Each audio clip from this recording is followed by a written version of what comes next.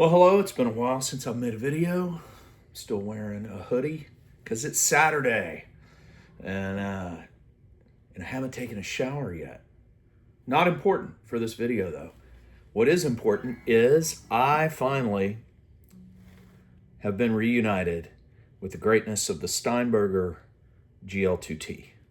This is a trend. I don't have the bar in, so no, we're not going to get any cool trans trim stuff. I mean, I can kind of show you a little bit, maybe. Well, nah, I can't. I don't want to jack it up. But I had one of these back when I was on the radio a little bit, was in Guitar World, and had a record out and was, trying to get a deal and all that stuff. And Eddie Van Halen on the 5150 record played two tunes, Get Up and more famously Summer Nights, on a trans trim Steinberger. And man, I just thought it was the coolest thing. And so this old place that doesn't exist anymore, at least in Dallas, called Eugene's Guitars. Eugene used to get, I think what he got was guys who were using stuff who'd been given a budget to go get equipment for a tour, then would come, and Eugene was a ready buyer of equipment off tour. And so he would get stuff. I got my 1968 Super Lead 12,000 from Eugene, and it was always, and this is back in the late 80s, 88, 89, 90, that time frame. So the numbers are a little different, but it was always $1,000. Bring me $1,000, and that's what I paid for my Super Lead. That's what I pay. I had two different versions of this. I had the old Gen 1, and the bridge was different, and then the Gen 2 the engineering got cleaned up. And I just he goes, hey, I got a Gen 2, or whatever it was called. And Eugene had this funny way of talking, and he was great. Anyway, I got this Gen 2. You want it? Bring the other one, I'll trade you. It was whatever the number was. It wasn't huge. But between him and a guy named Jim Russell, who was up in Denton, they kept me in gear when I was pretending to be a professional guitar player. Anyway, I always wanted, back in 93 or so, I was playing in a cover band. No, this would have been 95 or so. 94, 95. I'd gotten out of grad school. I was working in a hedge fund, and I was playing in a cover band, kind of a events kind of band. Very successful. We were the house band at the Byron Nelson golf tournament. So we got to play for 5 days straight in this massive tent with 6,000 crazy, well lubricated fans. Just killer gig. Anyway, I still had that trans trim Steinberger at the time, and the Eddie Van Halen Music Man came out. Now, the timeline is weird, but anyway, I wanted one of those Eddie Van Halen Music Man so bad, and they were super expensive when they first came out. They were trading way above what the MSRP was, and I traded that Steinberger against that and immediately regretted it. Drove like 2 hours later back to the Guitar Center, and they go, dude, that Steinberger's long gone already. And so I always regretted that. And my friends at the Tone Shop, which is just a killer shop here in Dallas. If you're looking for anything, I mean, that's all my Gibsons, my Strats, have come from there. Well, they had one come in the shop, and I've got it, and it's immaculate. I mean, this is a look at the serial number. I think it's a 1990, but it is pristine. I mean, usually you see these things and they're all scratched up. I mean, they're pretty indestructible, but a lot of cosmetic damage, and even the plastic face on this one is it's like it never came out of the case. And I had to send it to my luthier to get a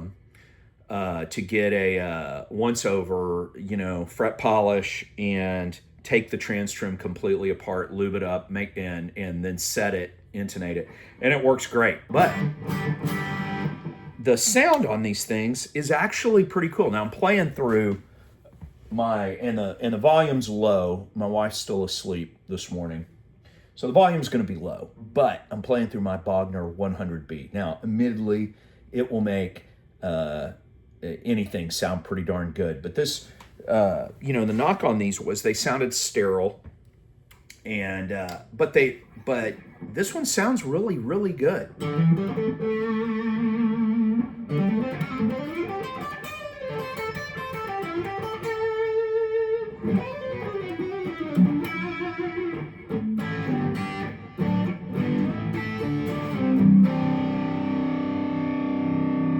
That really good, even with all that gain going, you get that really good note separation, and that's on the front pickup. And I like how you can, I could probably balance the two pickups a little better, but you get that, a little bit of that.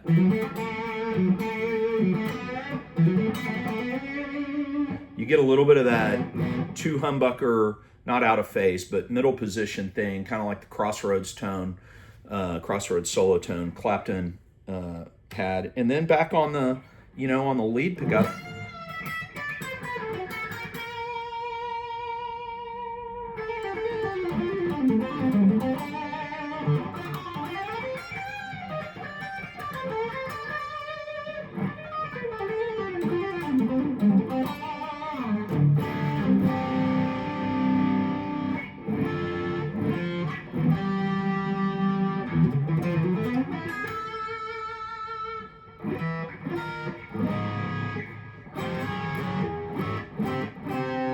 now, you normally wouldn't play those kind of chords with all that gain, but you can still hear them.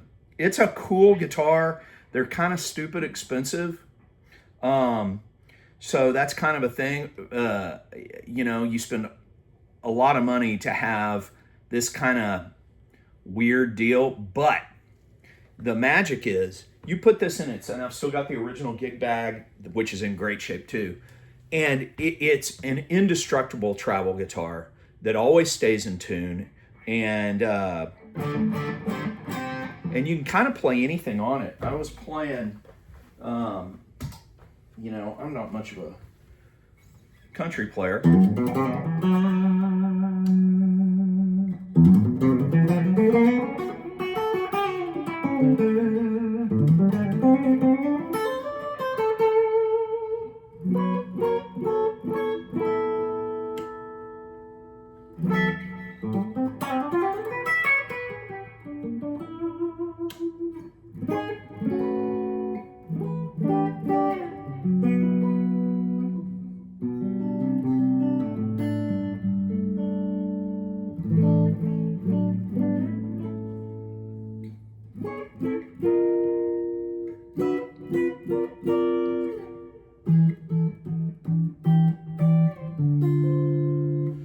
So it's more versatile than it's not just some kind of weird one-trick pony. It does that one trick really well, but you could get away, I just think they're very, very cool. And that part of that is the immense amount of nostalgia I have for it. But I'm just excited, wanted to show it off and talk about this, this really cool thing. I don't know if the molds that Ned Steinberger originally used have been destroyed or what, because I think Gibson owns the intellectual property now, and they haven't done much with it. Maybe it's just too expensive to redo this in this way. Would be a $15,000 guitar. I mean, heck, they make Explorers and Les Pauls that they sell for $15,000. So, maybe it's just too much of a niche product. They have, I think, the wooden version now. I think that maybe one of their other brands makes. But anyway, a very cool piece of guitar history from my formative years. I'm so excited to get it. Thanks to the guys at Tone Shop. Go see Dodie or Chad over there. They will really hook you up. All right.